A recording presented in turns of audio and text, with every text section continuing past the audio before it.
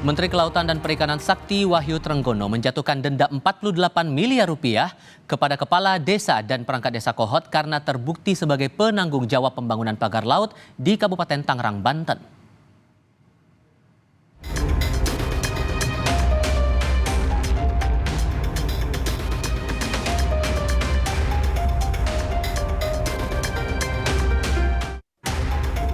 Dalam rapat Komisi 4 DPR di Jakarta dengan Kementerian Kelautan dan Perikanan, Menteri Sakti Trenggono menyebut Kepala Desa Kohot Arsin dan perangkat desa berinisial T terbukti sebagai penanggung jawab pembangunan pagar laut di Kabupaten Tangerang. Keduanya mengakui kesalahannya dan bersedia membayar denda yang telah ditetapkan 48 miliar rupiah. Berdasarkan hasil pemeriksaan dan bukti-bukti yang ada, maka telah ditetapkan 2 orang sebagai penanggung jawab pembangunan pagar laut, yaitu Saudara A selaku kepala desa dan Saudara T selaku perangkat desa. Pelaku telah mengakui dan bertanggung jawab terhadap pemasangan pagar laut serta bersedia membayar denda administratif sesuai peraturan yang berlaku. Sudah dikenakan denda sebesar 48 miliar sesuai dengan luasan dan ukuran.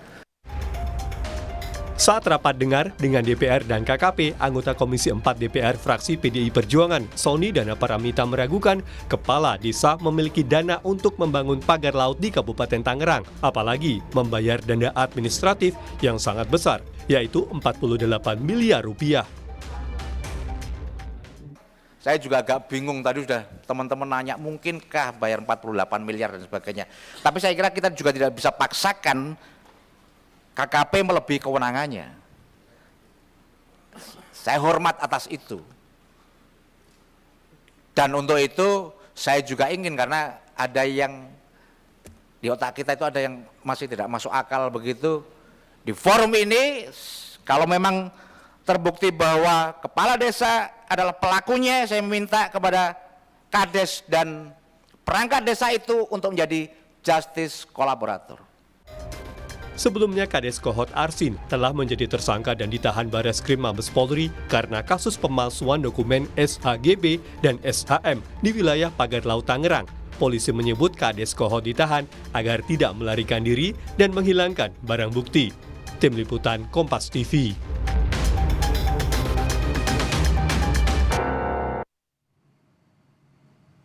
Kades Kohot Arsin yang sudah menjadi tersangka kasus pagar laut oleh polisi kini juga kena sanksi denda oleh Kementerian Kelautan dan Perikanan sebesar 48 miliar rupiah. Denda ini menjadi sorotan anggota DPR karena jumlah yang dinilai sangat besar jika dibandingkan dengan profil pendapatan seorang kepala desa. Apakah denda ini menjadi akhir dari kasus pagar laut di Tangerang? Apa yang harusnya bisa diselesaikan KKP dan siapa yang harus dibidik polisi usai Kades Kohot jadi tersangka? Kami bahas bersama anggota Komisi 4 DPR RI, Sony Dana Paramita dari fraksi PDI Perjuangan. Pak Sony, selamat sore, apa kabar Pak? Selamat sore, alhamdulillah baik Mas. Terima kasih sudah bergabung. Fair dan masuk akal atau tidak denda 48 M untuk Kades Kohot ini Pak? Kalau pertanyaannya fair dan masuk akal, pertama kalau bicara masuk akal menurut saya tidak masuk akal. Bukan soal pada 48 miliarnya. Tapi tidak mungkin seseorang atau bahkan perusahaan sekalipun membuat pagar laut dengan biaya sampai 17 miliar, sementara dia tidak mendapatkan manfaat atas itu. Ini yang menurut banyak teman-teman sudah melukai logika, melukai akal sehat kita.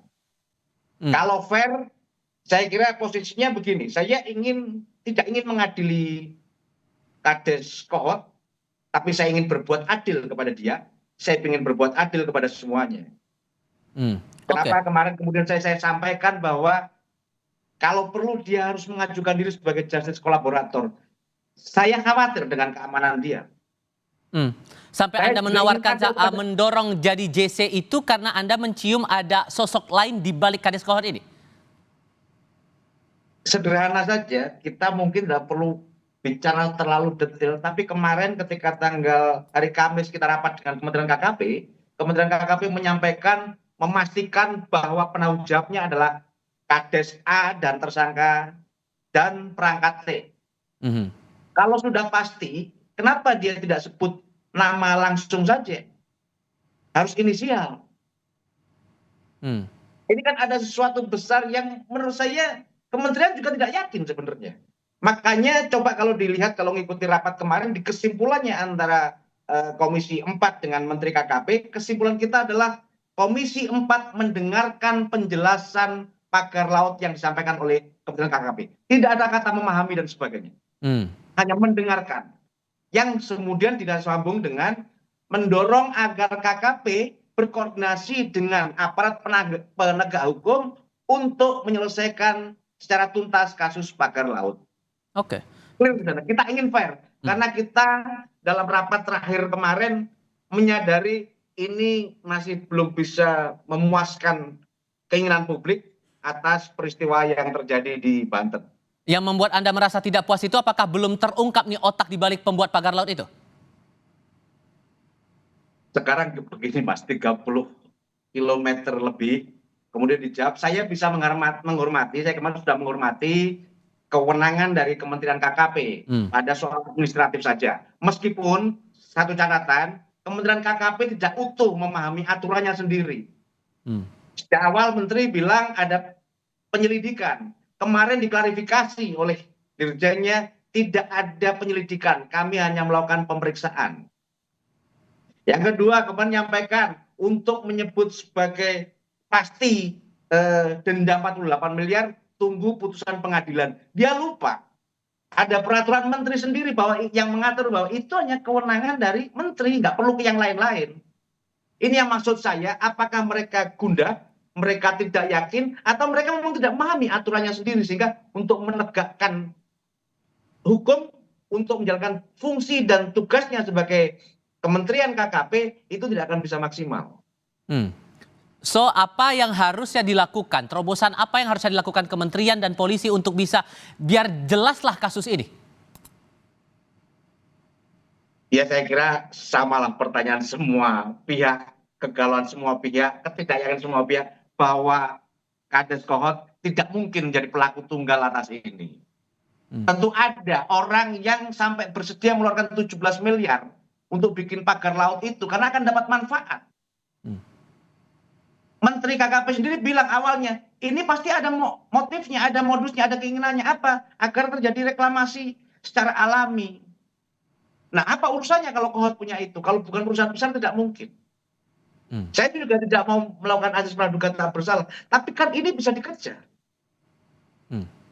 Jadi sekali lagi, mana mungkin Kades belanja bambu bikin pagar laut 17 miliar tanpa dia nanti akan merasakan manfaat yang dia terima apa. Kalau dia sekarang dalam posisi tersangka, ditahan dan sebagainya kan urusan lain. Soal sertifikat tanah, bukan soal pagar laut. Jadi harus bisa dipisahkan Mas, dan bagi saya soal pagar laut adalah soal pidana, soal kejahatan. Bukan sekedar persoalan pelanggaran administratif semata. Oke, dan kalau menurut Anda proses yang berjalan untuk itu. KKP berkepentingan untuk itu. Oke. Dan menurut Anda KKP yang menjalankan penyelidikan, pengusutan di internal apakah cukup memuaskan untuk Anda? Bagi saya bahwa dia punya tugas sampai administratif saja iya, meskipun saya kecewa karena dia tidak bisa memahami utuh atas aturannya sendiri. Kemarin Wamen menjelaskan kami nunggu putusan pengadilan. Soal sanksi sebetulnya itu sudah diatur dalam peraturan Menteri Kelautan sendiri. Itu menjadi wilayahnya menteri, wilayahnya gubernur, wilayahnya bupati. Bahkan paksaan pemerintah itu juga diatur dalam peraturan menteri tersebut. Sehingga saya tidak tahu ada kegamangan dalam menyelesaikan kasus ini.